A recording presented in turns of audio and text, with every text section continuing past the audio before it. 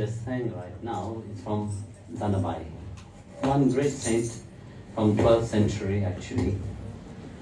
It's so beautifully describing Lord Panduranga, you know, where she said that Panduranga is truly somebody who cares for his family. It's not that he don't care. You know, very often we think that God don't care. No, he cares very much. Especially when he gives you problem, he is showing you that he cares for you. He's showing you that he loves you. He's finishing your karma so that you can come to him. It's true actually, when you look at the life of Pandari saint, their life was not that easy.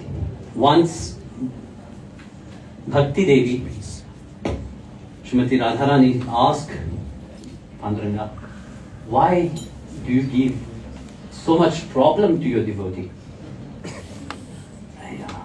Bhagavan said, you see, only when I see tears in their eyes, then I pour out my grace.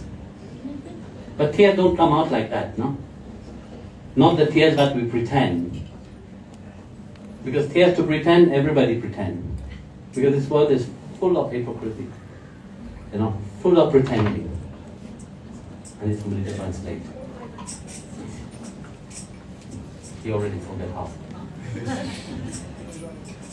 O Guruji estava dizendo que esse bhajan que ele estava cantando foi composto por Santo Janabai. E ela está falando como Panduranga toma conta de nós. Porque, principalmente quando ele nos manda problema, ele mostra quem você é.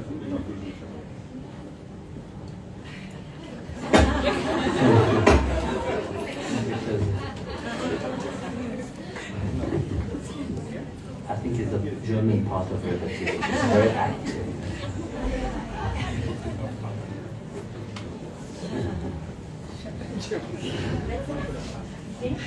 So,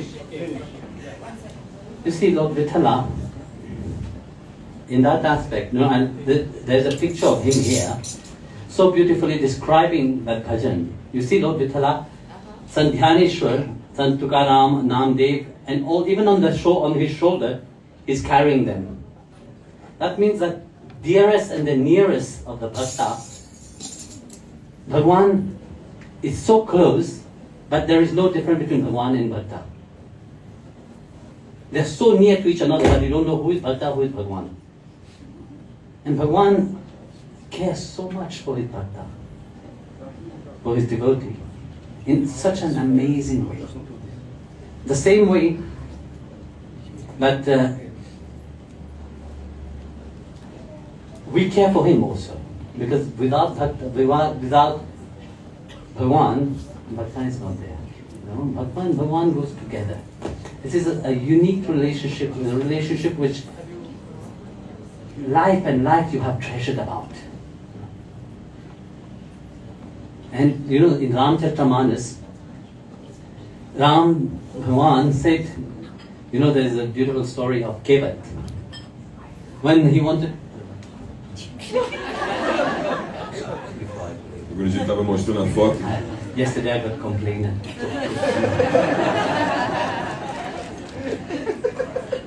O Guruji estava mostrando a foto na capa do livro de bhajans dele, que mostra Vitala carregando os devotos dele todos. Então, Dhyaneshwar, Tukaram, Namdev, estão todos em cima de Vitala, de Krishna. Até nos ombros dele está carregando os devotos dele. Então ele diz que, na realidade, essa é a relação que a gente tem com ele. Ele quer carregar a gente, ele quer ter essa relação com a gente. Ele é tão próximo da gente que a gente nem sabe o quão próximo ele é. A gente nem se apercebe do fato do quanto ele é próximo da gente. Porque, na realidade, chega um ponto que você é tão próximo com Deus, vocês são tão conectados que nem dá para ver quem é Deus e quem é o devoto. Que vocês são tão unidos nesse amor que vocês são distintos, mas não dá para ver essa distinção por tanta conexão. E eles criam, na realidade, porque um encontra o seu propósito no outro. Bhakta sem Deus não existe, Deus sem Bhakta também. Imagine this world would not have any bhakta. Imagine esse mundo sem devotos. And who will be there to praise him? He's not interested in the praise of the devas. Because the devas are so very much egoistic. You know, they are so much proud of themselves, but they're asking. Indra is so scared of his seat. You know? What he will say? Protect my seat always. How we will have time to serve Bhagwan? We see that in the Leela, you know, when Bhagwan lit Govardhan itself, you know, to break the pride of Indradev. So like that, he needs the Bhakta. It is only the Bhakta who can have that kind of love, that kind of service, you know. My story. Yes. So, Rama, in the Ramchakramanasa. And you got it extra.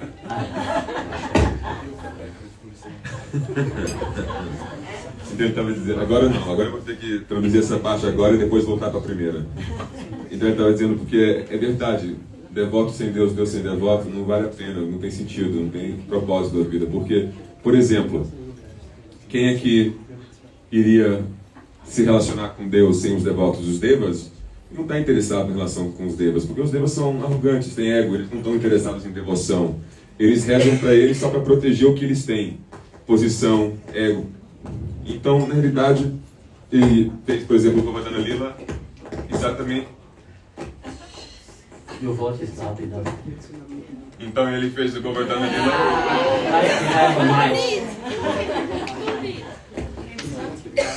Exatamente por essa razão, para destruir o ego de Indra.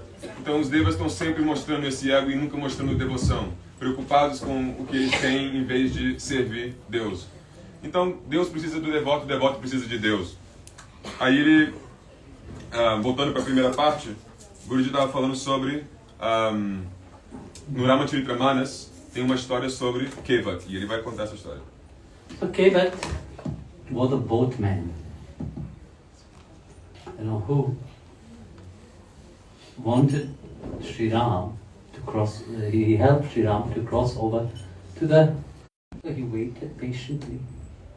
One day Adishesh was busy, so he approached a third time. This time Mahalakshmi saw him and said, "Choo, go away." I said, "My goodness, these people are strange people, you know. I just wanted to touch it. I'm not going to bite his feet or anything. Why are they pushing me away like that?" But he never lost courage. You know, he, throughout life, he had that single-pointed minded devotion. You know, his mind was so much focused upon the feet of Srimad Narayana. That was his aim. That was his goal, to touch the feet of Srimad Narayana. So many lives he incarnated, but with the same intensity. But he wanted to serve and touch, just to touch, nothing else, the feet of Srimad Narayana. So when Bhagwan came in the form of Sri Ram, that turtle came in the form of that boatman. And so beautifully that Kevat Pyare Sri Ram, you know. Such a beautiful love relationship there, you know. He waited for countless of life just to touch the feet of the Lord himself. Imagine what is happening inside of his heart, you know. Bhagwan Sri Ram was going to exile. He had to cross over. You know, he had to cross the river Saryu. There were no other boat. What a lucky fellow. The chief of all the boat called Kevat. Kevat, come here. Your boat is free. Come. You have to cross Sri Ram. I said, wow, that is my greatest blessing, you know. That's what I was waiting. He could remember. That's what I was waiting for countless of life. Most of the time we don't remember. But Bhagwan called us to his service because he remembers us. So he waited here with great joy. But he had one request to Sri Ram. He said, Sri Ram, I don't want to go into the boat just like that. Because once I brought you to the other side, it's finished. You will go. But before you enter the boat, I want to wash your feet. Strange request. No? Normally, Bhagwan have to come inside, you wash the feet inside. And of course, Kevat didn't agree with that. Everybody saying, why? Bhagwan have to come inside the boat, then you wash his feet. But why do you want to wash his feet outside? He said, he's a very chalaki person. He's a very, sneaky person, that fellow. Of course, Sri Ram was not like Krishna. He was a bit more stern and more serious. But of course, you see, Bhakta have a different relationship. So he said to Sri Ram, I know you. Once I heard a story, but when your feet touches a stone, she became a woman. But my boat is made of many pieces of wood. Imagine your feet would touch the boat, each piece of wood will turn to a woman. What will happen to me? One I can't handle. Now who will look after all this? So Bhagwan accepted. So he said, Bhagwan, you sit there, I wash your feet. So he washed one feet of Bhagwan.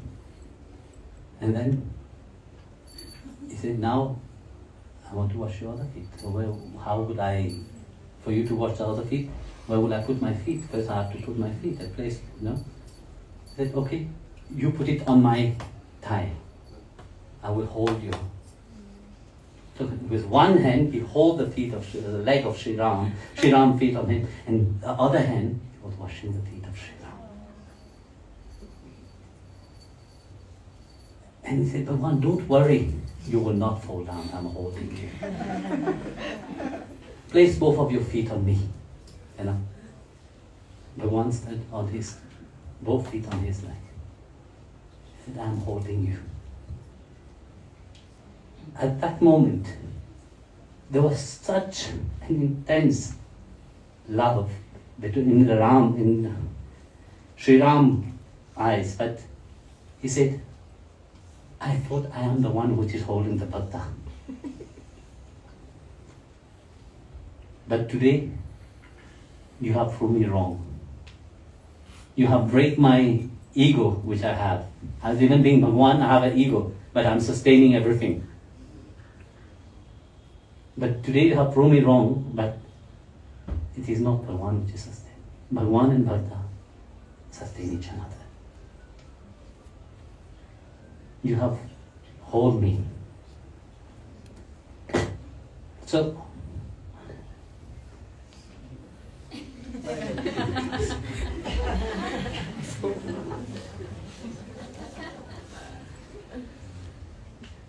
Então o Guruji começou a falar sobre a história de Kevat, e ele disse que na realidade a Kevat em Satyayuga era uma tartaruga vivendo no oceano leitoso onde está Narayana.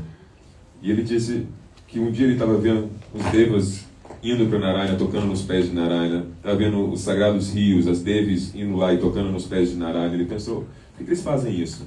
Os pés dele devem ter um grande segredo, uma alegria tremenda tocando esses pés. Então ele fixou com essa ideia que ele queria tocar os pés de lótus de Srimad Narayana. E aí ele foi, devagarzinho, se aproximando, e de repente Adishesh, que é a cobra onde Narayana dorme, tem muitas cabeças, viu ele lá e disse, vai embora.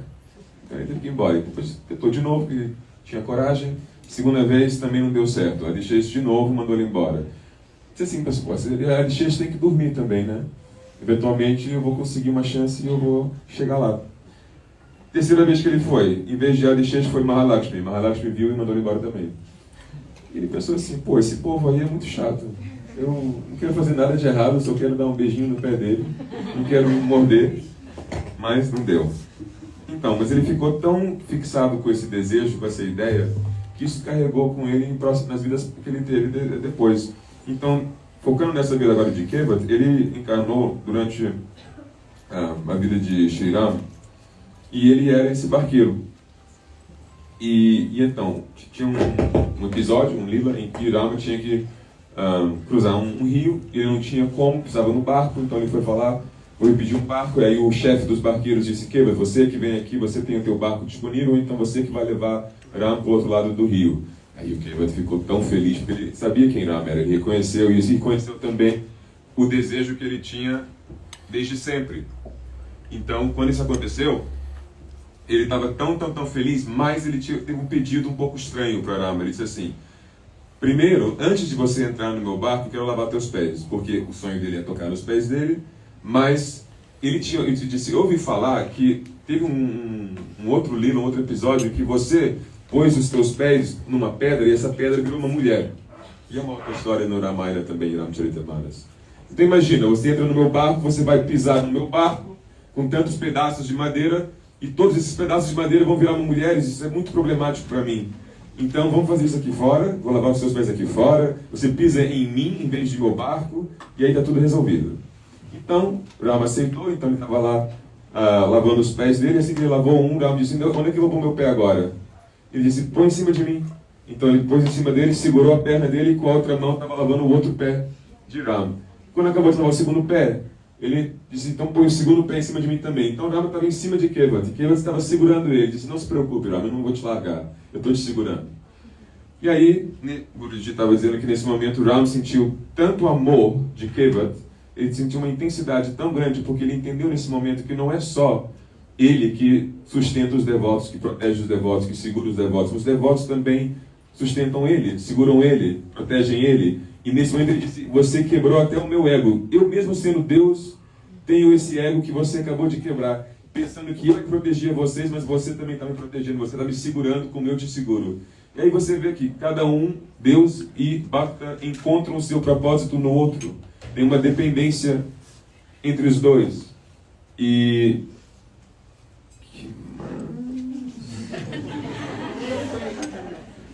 é isso. Eu esqueci um detalhe, tá? Não faz mal. Não é um detalhe importante. É isso. So, you see, Bhakta and Bhagwan goes hand in hand. You know? That's why we say Bhagwan come in the form of Bhakta also. You know, a devotee of Sri Hari is not just that, you know, he's a reflection of Sri Hari himself. So that's why whenever you create offenses, you know, whatever offenses one does, you know, you can create offenses to other people, is fine. But when you create an offenses to a devotee, you're offending Bhagwan himself. Very often people forget about that. So that uniqueness of that relationship, you know, imagine the service when a bhakta is serving. You know, when we are dressing Bhagwan, you know, we are washing him. We dressed him, you know, very beautifully. We look after him, you know, which clothes he's wearing, you know, the garland, the prasad that we're offering to him.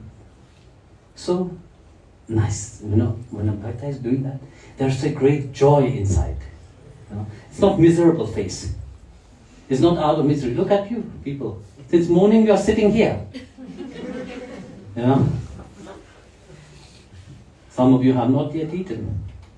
You know, some of you have been thinking constantly. You don't eat, you don't drink. Bhakta forget about themselves. The same way Bhagwan forget about himself. When he come to his bhakta, he forget about himself. And that love relationship that we express to him, you know, he cherished that. He longed for that. He don't want anything but we with pride and arrogance, you know. That's what I said. He's not longing for the ascetic or the great yogis, you know. There's a beautiful story. Long after Krishna had left Vrindavan, had gone to Mathura, Narada decided to visit Vrindavan. And he saw one gopi in deep dhyan, meditation. He was shocked. Narada approached that gopi and said, "What's wrong with your bhakti? You forget about your bhakti?" He said, "Why? You are sitting in meditation. You are doing yoga now. What's wrong with your bhakti?" He said, "Yes, I am trying to forget about that rascal. I'm trying to forget about Krishna." Why? You are so blessed, even yogis which is meditating, for thousands of years just to get a glimpse of that, what you have got. They don't get it. But you who have had that experience with Krishna, you are telling, you want to forget about him. That yes, I want to forget about him. Why? Very strange. I said, "Look, you see, since he left, I was like a crazy person. This morning, what had happened, I was milking the cow. And as I was milking the cow, I heard him calling me, asking me for milk. And the moment I turned, I saw him. And the pitch of milk fell down, finished. Just like when he was there in Vrindavan, he was breaking the pot. And now he's harassing us. Finished. I was very angry with him. Of course, it was just in my imagination. A long time he left to Mathura. It was just in my imagination. But then I was cooking in the kitchen. I was busy cooking. And I felt him pulling my hair. And when I looked behind, I saw him smiling to me. And I fainted. And as I was fainted, what I was cooking, that bowl also fell down. So you tell me, Narada, how would I live my life like that? I have to forget about him. Narada just paid his obedience to that gopi and said, "You are really blessed, I'm Bhakta. I'm the greatest devotee, You are really blessed. Supremely is your devotion. That great yogi which is trying to get a glimpse, can't get even a glimpse. And you who have the glimpse of him, you want to forget about him. And who do you think gives you that strength?" Surdas said to Krishna, "I heard that you are the Supreme Lord of the universe. I will agree to you that you are the Supreme Lord when you can remove that love that I have for you from my heart. If you can remove that love that I have for you, then I will believe you." But no, I can't, because this is the only thing that he wants. That's the only thing that he longs for. It's not really the service, that love, what you are doing, that service, That's what it is. In Narada Bhakti Sutra, there's one verse, but I can't remember which verse it is, which said, Narada said, "But serve the Lord wherever you are, however you want, with whatever means you are. Serve him with love and devotion." That's what he longed for. In Gita itself he said, "Those who serve me with love, that's what I accept. If you give me a leaf, that I will accept." But he makes sure that he put with love and devotion. Not just mere like that, Because our service can become mechanical. We can take it routine. When we're doing our japam, we can become routine, Then when we become routine, then we become fanatic. We become crazy in our mind. Remember a few days yesterday, I was, day before yesterday, I was telling the story of a cat. I'll finish that story. That cat, first appeared very holy.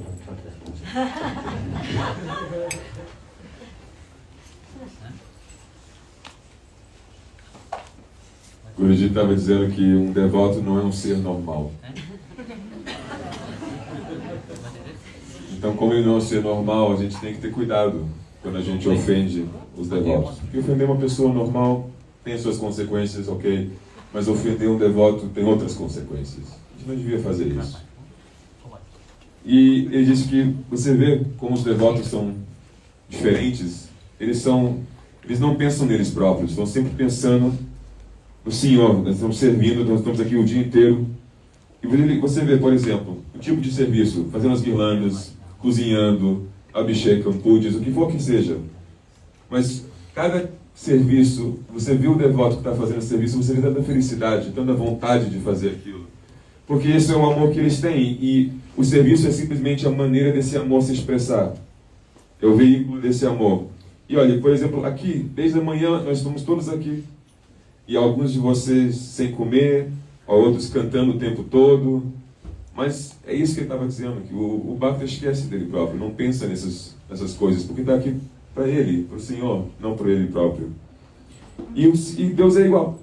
Deus está aqui para a gente também, ele se esquece também. E é isso que ele anseia por esse amor, por esse tipo de relacionamento, em que cada um se esquece porque só está tão focado no outro. E ele diz, isso não é a vida de um yogi, de um ascético, não é a vida dessas pessoas, é só a vida do devoto, do Bhakta. Então, ele contou uma história. Narada foi para Vrindavan, depois de Krishna ter deixado Vrindavan, e ele foi procurando as golpes, aí ele encontrou uma golpe meditando. Ele estranhou, ele foi falar com a golpe e disse, eu estou chocado, o que aconteceu? E ela, como assim? Mas você está meditando? Está fazendo yoga? O que aconteceu com o teu Bhakti? E ela disse, eu estou tentando esquecer aquele malandro. E ele diz, mas como assim? Os yogis passam a vida inteira tentando ter um darshan dele, e você que teve tantos, que viveu com ele, teve uma vida inteira com ele, está tentando esquecer ele? Por quê? Me explica. E ela disse, vou te explicar. E ela disse, por exemplo, hoje, quer dizer, em geral a minha vida tem sido maluca, eu sou uma pessoa maluca, doida. Em geral, hoje de manhã, por exemplo, eu estava com as minhas vacas e estava tentando tirar o leite, de repente eu ouço a voz de Krishna me chamando. E aí, assim que eu ouço essa voz, o que eu faço? Eu reajo e depois derramo a jarra de leite e tudo é desperdiçado. Perco o leite todo. Depois, estava cozinhando. O que acontece? Eu sinto que ele está puxando meu cabelo. Deus não consegue tirar esse amor, porque é isso que ele quer. Tirar para quê? O propósito inteiro dele, da nossa relação, é esse amor. E, na realidade, nem é um serviço. Não é um serviço devocional. Porque é a intenção com qual esse serviço é feito. Porque o serviço também pode ser mecânico. Então, o serviço devocional é que ele quer. Então, esse serviço feito com amor é o que interessa a ele. Então, ele quer o amor, a intenção de amor, a intenção de amar. Então, ele disse, que tem um verso no Narada Bhakti Sutra, eu não lembro do número do verso, em que Narada diz, serve o Senhor onde você estiver, como você quiser, da maneira que você quiser, por qualquer método, não importa. Aí ele disse, por exemplo, o Bhagavad Gita diz igual, dá uma folha para Deus, mas se você dá só com amor, aí ele aceita. Ele teve que qualificar esse serviço. Ele disse, um serviço simples como uma flor, uma folha, água, ele aceita isso, mas só quando é feito esse serviço com amor, com essa intenção de amor. Aí ele aceita a coisa mais simples, porque o que ele quer não é o serviço, mas sim a intenção com qual esse serviço é feito, que é o amor. Então, ele ia continuar a história do gato que ele contou no outro dia, em que tinha um gato que se fazia ser muito santo, mas à noite ele matava os ratos e depois dizia que era serviço para a humanidade, porque eles não gostam dos ratos, não é? Lembra dessa história? Sim? Ok. Just to start the story again. So that cat, when our service become mechanical, and then we become kinetic. So that cat, during the day, who appeared very holy, maybe having a mala in the hand also. He appeared very holy during the day, And during the day he's vegetarian. At night, he will go and chase the cat. The mice. But he will kill them. What he will say to himself to feel good, I am doing service to this community. I'm helping the community. I'm getting very infectious rat, mice away. So I'm doing service. At night he's not vegetarian.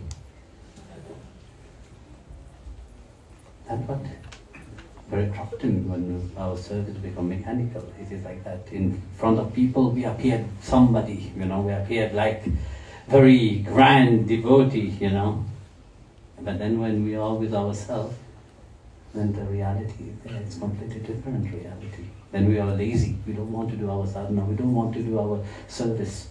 No, tomorrow we will do it. Then we'll find many excuses. So one fine day, the owner of that cat, he's very shanti, very, reform, sattvic, very sattvic, he don't harm anybody, always japam for anything. So they got a parrot. And of course the parrot was brought in the house. And the parrot was singing joyfully, in the cat mind. That parrot is making so much noise. It's disturbing my concentration. For sure, the devil is seated inside of his throat. I shall liberate him. I shall sort him out. So wait at night. He went, you are singing and you look up and sing, nerving, you come from the devil. I shall kill you now. Because if you don't let them leave, they will not leave, no?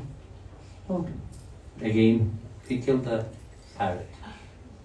Next morning, he got a good beating from the owner. And he was wondering, what did I do? I was just saving the parrot. He would have created great offense by polluting the mind of everybody else. I sought him out and I sent him to heaven quickly or to hell. It doesn't matter. At least the other people are not polluted. No? We see ourselves very often into that. We think that we are the savior of everybody. We forget that Bhagavan is the savior of everybody. We try to go and educate everybody else, Because we don't look at our life. We look at how to save somebody else. They need our saving. So then a second parrot was brought. Then in the cat mind, he said, what had happened? What did the owner got angry with? And he started formulating, maybe because of the blood was splashed everywhere and the feathers was everywhere in the house. That's why. So the second parrot was there. Same thing, he approached the cage. This time, he gulped the whole parrot inside. Said there is no mess at all.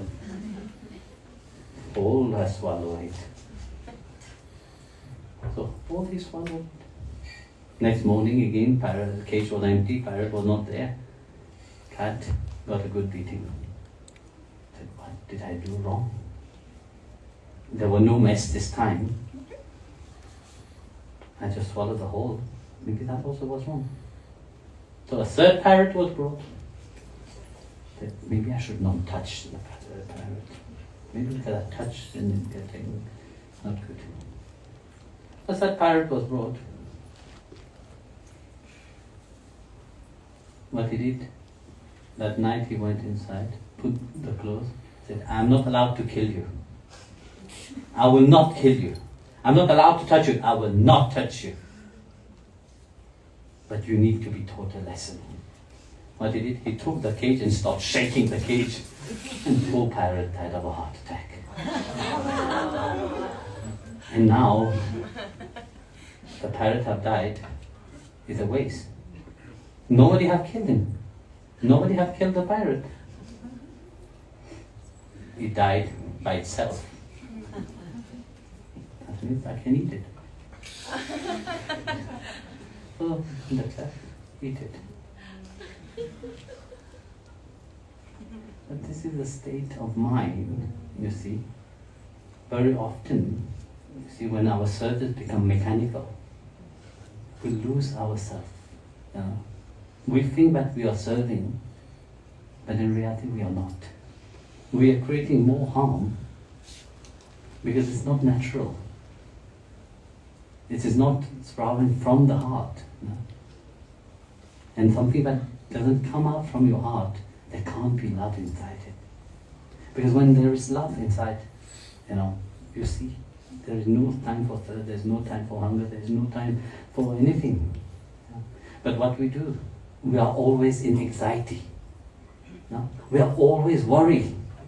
You know? There is a saying in the Hindu, I don't remember which thing, but said that those who worry, they are burning themselves alive. Not like a dead body which is burning on a pie, because a dead body which is burning on the pie, it is dead. But those who worry about their lack of trust, their lack that Bhagavan is taking care of them. You know? They are worried about everything. They are worried how to save somebody else. They are worried how to liberate somebody else, you know. But that's what very often when our service to Bhagavan, when we forget about Bhagavan, you know, we are thinking about our own ego and our own pride is so blissful and so gross outside, you know, but the service is contaminated. That's why we have to be alert, we have to be watchful always that our ego is not there. Not only that it is only him that saves. Otherwise you become like this cat. You would just appeared as being holy, appeared as being really religious, you know, spiritual, you know, or appeared to be surrendered. It's not possible. Look at the Gopi of Vrindavan, how simple they were. You know, we take them as example. Why? Because their heart was with Krishna all the time. Once Narada, when he arrived in Vrindavan, he saw the Gopi. And actually it was on the same time, you know, after carry on with the story, when that Gopi, when he praised that Gopi who wanted to forget about Krishna, he stopped crying. The Gopi asked, but why are you crying? He said, I am crying because of all those who have wished for mukti before knowing the glory of Bhagavan himself. I'm crying for those liberated souls who have supposedly been liberated. You know? For them I'm crying. Because they don't know what is devotional service. They don't know what is that devotion itself. You know? That's why you see when you go deeper, when you study the Narada Bhakti Sutra, it's such intense, you know, which gives you the longing to serve. You know. I know you're very tired. Now let him translate and you can have darshan of Bhagavan. So if you have darshan of him, we will sing how our eyes is longing for him. Yeah. Please reveal yourself to us. Ok.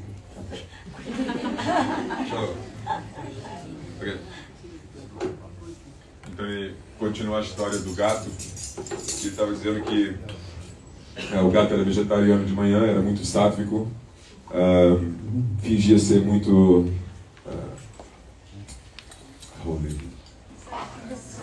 santo, Mas na realidade ele não era assim.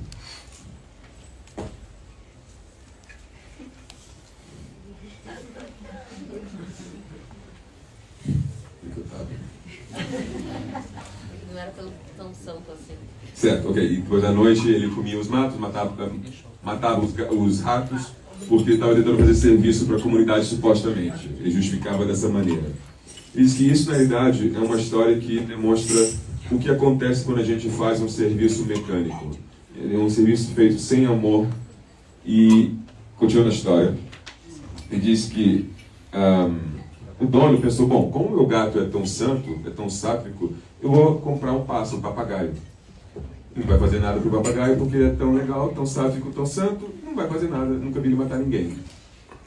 Então, assim que o gato viu o papagaio, ele pensou assim, esse papagaio... You see,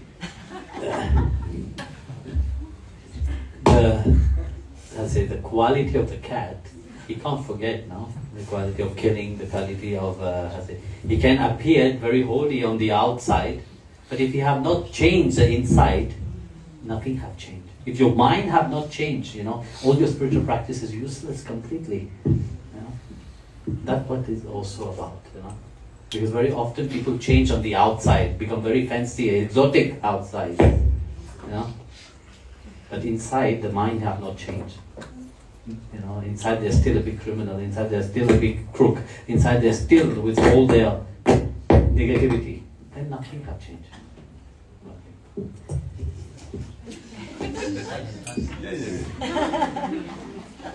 Então ele estava dizendo que outro significado dessa história, esse outro simbolismo é exatamente isso, que quando o gato tenta mudar, mas é uma mudança exterior e não no interior, ele continua com a mesma natureza, aí você vê que eventualmente ele vai fazer as mesmas coisas que ele sempre fez, ele vai matar, ele vai fazer essas coisas. Então muitas vezes você vê pessoas que se dizem ser religiosos, espirituais, etc., e por fora até parece que eles são, mas a natureza não mudou, a mente não mudou, só o exterior mudou. E eventualmente isso vai sempre se manifestar, vai aparecer, e você vai ver a verdadeira natureza da pessoa. E isso não vale nada. Você pode fazer um monte de práticas espirituais, mas se você não muda a sua mente, você não transforma a sua mente no seu interior, isso não vale nada, zero. Então o papagaio. O papagaio estava perturbando o gato, cantando, e o gato pensou assim, esse papagaio deve ter o diabo na garganta dele. Eu vou liberar esse papagaio da presença do diabo na garganta dele, e eu vou matar ele. E como o diabo estava na garganta do papagaio, iria afetar todas as outras pessoas que estavam escutando esses sons diabólicos. Então eu vou servir novamente a humanidade matando esse papagaio. Ele justificou dessa maneira. You see that in religion so often, when you're busy chanting God's name, they come and tell you, you are wrong, only our God is right. Diz que você vê isso muito nas religiões também. Uma pessoa está ocupada cantando os santos nomes de Deus e outra pessoa vem dizer que você está fazendo a coisa errada, só o meu caminho é certo, etc. Bom, voltando para a história do gato. Aí ele, nessa noite, primeira noite que estava com o papagaio, o gato matou o papagaio. Mas deixou uma bagunça. As penas, sangue, todo lado. Aí, próximo dia, achando que ele fez uma coisa excelente, próximo dia, o dono vê aquilo e dá uma surra no gato. E o gato pensando assim, mas por quê? O que eu fiz de errado? Então ele estava contemplando e disse, bom, eu acho que eu não devia ter deixado uma bagunça. As penas, o sangue, entendi, pronto, eu errei. Então, da próxima vez, se tiver um segundo papagaio, eu vou engolir de uma vez só, para não deixar essa bagunça das penas e do sangue. Então, entendeu por que ele levou a surra e seguiu em frente. Agora, passou uns dias, o dono pensou, bom, meu gato é novamente sátrico, vou comprar um segundo papagaio, tentou de novo, e o que aconteceu? Naquela noite, o gato engoliu o papagaio de uma vez só. E disse, bom, dessa vez eu acertei, com certeza não vou levar surra de manhã, e foi dormir. E ele também disse outra coisa antes, ele disse, isso é um sintoma, essa história também, um outro simbolismo é que o devoto que faz o serviço mecânico, ou um devoto ignorante ou arrogante, sempre pensa que é o dever dele salvar todo mundo. É o gato dizendo, eu vou matar esse papagaio para ele não corromper os outros. Com essa presença do diabo dentro dele. Como se fosse o teu dever salvar os outros. Não é. É o dever de Deus e não é o dever de mais ninguém. Pronto. Voltando para a história. Terceiro pássaro. Terceiro papagaio. Eles tentam uma terceira vez. Aí ele diz, bom, se ele comprou um terceiro papagaio, é porque... E ele levou surra de novo. Ele levou uma surra depois de ter engolido. Aí ele pensou, bom, o que eu errei dessa vez? Ele pensou, eu acho que não é para eu tocar no papagaio. Acho que ele fica chateado, meu dono, quando eu toco no papagaio. Então não vou tocar. Não vou matar e não vou tocar. Terceiro papagaio aparece. Ele chega lá à noite e diz assim, papagaio, eu não vou te matar. Eu não vou te tocar. Mas eu tenho que te punir de qualquer maneira. Aí o que ele pega? Ele faz? Ele agarra na gaiola do papagaio e começa a sacudir. E ele sacode tanto que o papagaio morre de um ataque cardíaco. Aí ele diz assim, bom, mas eu não te matei. Eu não te toquei. E agora o pássaro está morto. Que desperdício. Aí ele comeu o pássaro. Comeu o papagaio. Então, ele diz que essa história toda demonstra esse problema do serviço mecânico, que é, a gente acha que a gente está servindo, a gente acha que a gente está fazendo alguma coisa boa, mas na realidade a gente está até machucando nós próprios. Porque esse serviço não vem do coração. E o que não vem do coração não pode ter amor, porque o amor só vem do coração. Então, se você faz um serviço, mas esse serviço é motivado por algo que não seja o seu coração, na realidade você não está ajudando ninguém, e principalmente está ajudando você próprio. Aí, ele diz que a maioria das pessoas passou a vida inteira se preocupando com tantas coisas, que tem um ditado no hinduísmo que é, pessoa que se preocupa está ardendo viva, em vez de no crematório. Então ainda está viva, mas já está morrendo, digamos assim. E ele diz por quê? Porque quando a gente preocupa, é porque a gente não tem fé em Deus, a gente não confia em Deus, e a gente, em vez de confiar em Deus, confia no nosso próprio ego, no nosso orgulho. E aí, quando a gente tem esse orgulho dentro de nós, nosso serviço se torna contaminado. Então, ele diz, por favor, prestem atenção ao seu ego. Fiquem alertos ao seu ego, ao seu orgulho, porque isso vai contaminar o seu serviço. O serviço tem que vir do coração. Ele vai te salvar, ele vai te proteger, mas você tem que acreditar nisso e servir o teu coração com amor. Você pode aparecer muito santo, você pode aparecer um grande devoto, entregue ao mestre, entregue a Deus, mas não é verdade. Você sempre vai reconhecer isso quando você volta para o seu quarto à noite sozinho. Aí você encara a realidade de quem você realmente é. Você pode aparecer uma maneira em frente dos outros, mas depois, na solidão, você sempre enxerga quem você realmente é. Não tem ninguém para alimentar essa fantasia de quem você se diz ser, digamos assim. Aí ele continuou a história de Narada. Depois de ter visto aquela Gopi, Narada estava chorando. E a Gopi perguntou, por que você estava chorando? E ele disse, eu estou chorando por todas aquelas almas que desejavam mukti e que já alcançaram mukti, liberação. Por quê? Porque essas almas nunca descobriram o que é serviço devocional, o que é esse amor. Procurando simplesmente sair desse mundo material, alcançar uma espécie de libertação espiritual, mas não baseado em serviço devocional, em amor. Eles não conhecem o amor de Bhagavan. Então, ele estava triste. Então, o Guru diz, estuda Narada Bhakti Sutra, porque é uma escritura muito intensa, falando sobre o amor e Bhakti. E agora, nós vamos receber o Darshan de Bhagavan e vamos cantar. E a música que ele vai cantar, a letra significa que os nossos olhos estão ansiando para ver Bhagavan. Ok?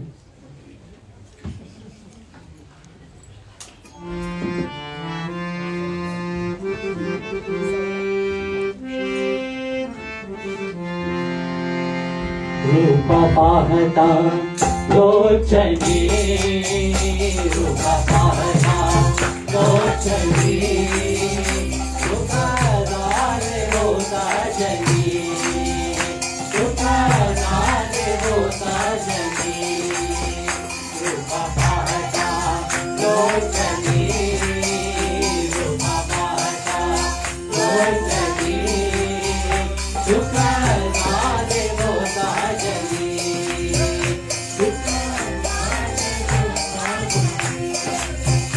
Soha